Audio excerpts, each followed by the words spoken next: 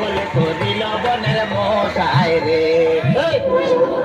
তোমারে কি মশাই কামড়াইছে? কি না ওস্তাদ? আমি এলাম খালা বয়াতি, শিষ্য দলা বয়াতি। বাবা বলা তো না যেন ধর্ম তোলা। এতক্ষণ তো ঠিক করতে আমি জি শুনছি। ডাক্তার সাহেব আমার হইল গিয়া ফেটে বেদনা।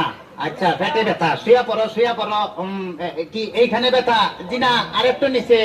এইখানে ব্যথা? জি না আরেকটু নিচে। এইখানে ব্যথা? জি না আরেকটু নিচে। এইখানে? জি জি এইখানে। ধরবে না পেটিছি না সে।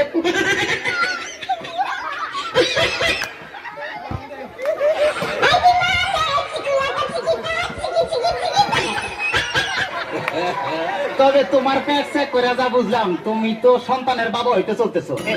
কি বললেন ডাক্তার সাহেব? আমার পেট দেখে আপনি কি করে বুঝলেন যে আমি সন্তানের বাবাও?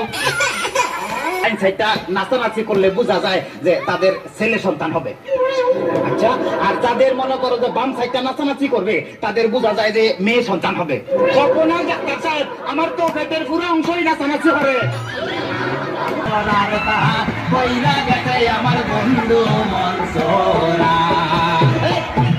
ডাক্তার সাহেব আমার এখন তো বুকেও ব্যথা করতেছে। আচ্ছা দেখি একটু জোরে জোরে নিঃশ্বাস নাও।